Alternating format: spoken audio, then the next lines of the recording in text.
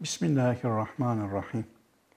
Umut Kervanı İnsani Yardım Vakfı olarak hem yurt içinde hem de yurt dışında yardım çalışmalarımız aralıksız olarak devam ediyor. Hem kendi ülkemizde hem de İslam coğrafyasında birçok ülkede sıkıntılar var.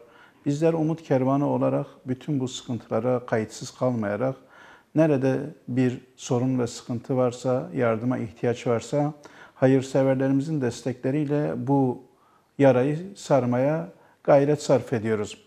Malum son günlerde özellikle gündemde olan bir ülke var, Afganistan.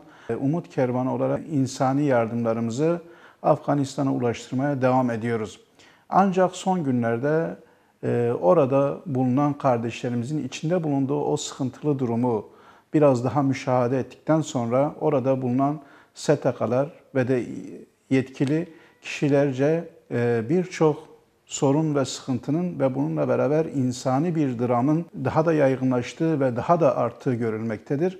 Umut Kervanı olarak bugünden itibaren Afganistan'a acil yardım çağrısı yaparak tüm hayırseverlerimizden Afganistan'daki kardeşlerimize yardım çağrısı yapıyoruz. Yine durumu müşahede ettiğimizde özellikle orada işsizlerin toplanmış olduğu çok büyük kümeler, ancak oraya 10 gün boyunca gidip hiçbir gün iş bulamayan insanlar ve belki de 10 gün içerisinde bir gün işe giden insanların da kazançları ancak 1-2 günlük kendi ailelerinin geçimine yetecek kadar bir ücret alabiliyorlar.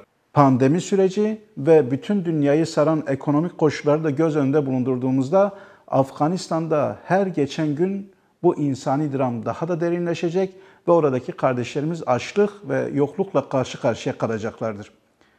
Bizler de Umut Kervanı olarak onlara karşı kayıtsız kalmayarak inşallah onların yaralarının sarılması için elimizden geldiğince her türlü gayreti sarf edeceğiz.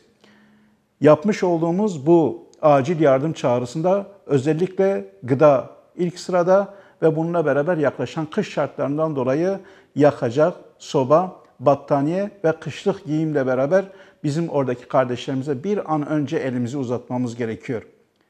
Buradan hayırseverlere sesleniyorum. Ekmeğimizi oradaki kardeşlerimizle paylaşalım. İnşallah bu içten samimiyetle yapacağımız yardımlarımız ahirette kurtuluşumuza vesile olacaktır.